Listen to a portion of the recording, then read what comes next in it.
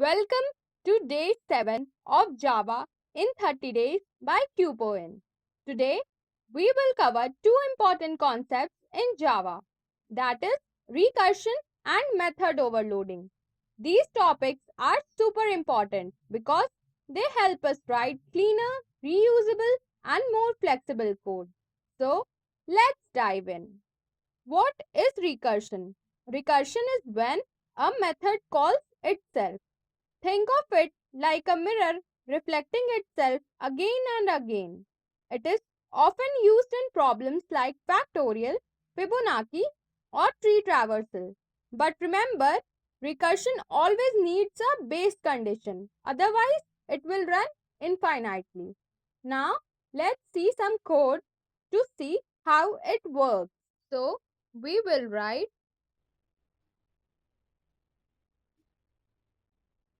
static int factorial,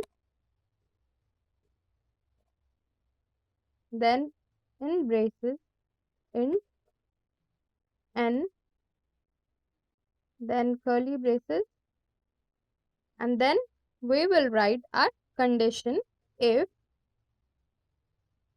n is equal to 0, curly braces, return 1 and semicolon. This is the base case. Now we will write our else condition. Else curly braces, then return n asterisk factorial n minus 1 semicolon. Now this is the recursive call. Then we will come to our main. Here we will write int num is equal to, let's take 5. Then we will print system dot out dot print ln, then inside parenthesis factorial of, then we will put a plus sign num plus in quotes is, and then we will add again a plus and write factorial parenthesis num, and then we will put semicolon, and now our code looks complete. So let's save, then right click, run as Java application, proceed, and now you can see factorial of 5 is 120. Now here we created a method factorial int n and the condition if n is equal to 0, return 1. That is the base case. Otherwise, return the n asterisk factorial n minus 1, that is the recursive call. When I run this for 5, it calculates 5 into 4 into 3 into 2 into 1 is equal to 120. Now, let's see some more examples for better clarity. Now, let's see the second example. So, we will write static int sum in parenthesis int n, then curly braces, and then we will write our if condition if n is equal to 0, Then we will put curly braces, return 0. Again, this is the base case. Then we will write return n plus sum n minus 1, and then we will put semicolon, which is the recursive call. Then in the main method, we will write int num is equal to 6. Then we will print system dot out dot print ln, and then inside quotes we will write sum of first, and then we will put a plus sign num, then plus, then inside quotes natural numbers is, then we will put again a plus sign and write sum parenthesis num, and then we will end it up with semicolon. Now our code looks complete. So let's save and then right click, run as Java application, proceed, and you can see the sum of first 6 natural number is 21. Now here we are calculating the sum of first 6 natural numbers using recursion. Now if the base case is n equal to 0, then it should return 0. Otherwise, add n to the sum of the numbers before it. So in example, I took 6. So 6 plus 5 plus 4 plus 3 plus 2 plus 1 plus 0 is 21. This shows how recursion breaks a big problem into smaller subproblems. Now, let's talk about method overloading. This means having multiple methods within the same name but with different parameter lists. Java decides which method to call based on the argument we pass. It makes our code clean and flexible. Now let's see some coding parts for better clarity. Here we will see method overloading with an example. So we will write public class calculator, and then we will write public int add, and inside parenthesis int a comma int b, and then curly braces, and return a plus b semicolon. Now we will write public int add, then we will take 3 integers int a comma int b comma int c, then we will put curly braces, and we will again return a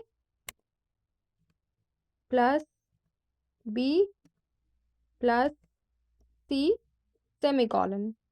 Let's put some space in between. Again we will take another public double add, Then inside parenthesis, double A, comma, double B, and then again curly braces, and we will write return A plus B semicolon. Now in the main method we will write calculator cal is equal to new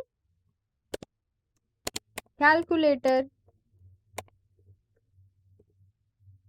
Then parenthesis semicolon, and now we will print system dot out dot print ln.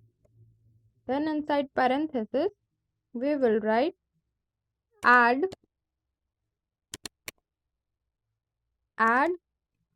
two integers, and then we will write a plus sign and calc dot add. We will put, let's keep 5 and here 10. Then now let's put semicolon. Again we will print for 3 integers, so let's copy and paste it for 3 integers. And now let's take one more as 15. Then again now let's copy paste for 2 doubles. So here we will write double instead of integer, and then calculate for, now let's keep it 5.5 and make it 4.5. Now our code looks complete. So let's save and right click, run as Java application, proceed, and you can see the numbers and the output. Now here what I did, we defined a class named calculator. Inside we defined a 3 methods with the same name, add, this add, this add, and this add. The first add, the int a and int b, takes 2 integers and returns their sum, which is 15. The second add, that is int a, int b, int c, takes 3 integers and returns their sum, that is 30. The third add, that is double a and double b, works with double values, and since we took the decimal value, and now I created the main method and created an object called calculator. This is when I call calc.add5, 10, Java automatically calls the first method with 2 integers. When I call calc.add5, 10, 15, Java calls the overloaded method with 3 integers. And when I call calc.add 5.5 and 4.5, Java calls the method with double parameters. This is the beauty of method overloading. We use the same method name, but Java picks the correct one based on the argument we pass. Now let's see some more examples. Let's see the next example. So we will write public, then int area, then inside that int side, and then curly braces, then return side asterisk, that is side into side multiplication symbol, and then we will write again public int area, and then inside parenthesis int length, and then int breadth, and then inside it's written we will now return length asterisk breadth, that is length into breadth, and then we will again write public double area double radius, and then we will put curly braces, and then return math dot py, then we will write asterisk radius asterisk radius, then semicolon, and then in the main method we will write area and then shape is equal to new area and then parenthesis, and then we will put semicolon, and now we will print system dot out dot print ln, and inside parenthesis we will write area of square, and then we will add a plus sign, and then shape dot area, and let's take 5 and then semicolon. Similarly, let's copy paste and try for some more, and we will let's comment it out for rectangle. So let's write rectangle, and then let's take area 5 comma 10, and now let's take one more area, that is area of circle. So let's write circle, and now let's take radius as 7.0. Now our code looks complete and everything is now fine. Let's put some space between new and area, and now save, right click, run as Java application, proceed, and you can see the area of square 25, area of rectangle 50, and area of circle 153.93804002589985. Now this shows method overloading in real world usage, calculating areas of different shapes. Now first I created a method area int side that calculates the area of square. Then I overloaded it with area int length and breadth to calculate area of rectangle. Finally, I overloaded with area with double radius for calculating area of circle using pi r square formula.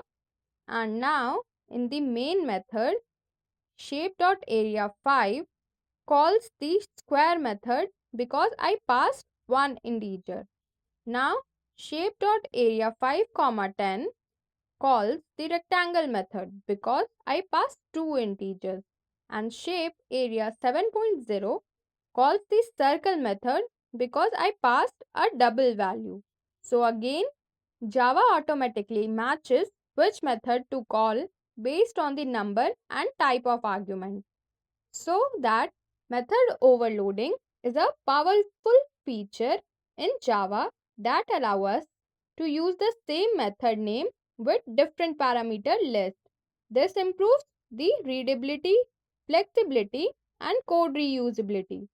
Now, to end up this session, let's summarize that when recursion is calling itself to solve big problems step by step, like calculating factorial or printing Fibonacci numbers, and method overloading has the ability to create multiple methods with the same name but different parameters, making your code more readable, clean, and flexible. Both these concepts are extremely important not only for coding interviews but also for writing professional Java application. Remember, use recursion carefully to avoid infinite loops and use overloading when you want one method to handle multiple input variation. If you practice today's code example, you will become confident with methods in Java. In the next session, we are stepping into a new topic, that is arrays. See you soon next there.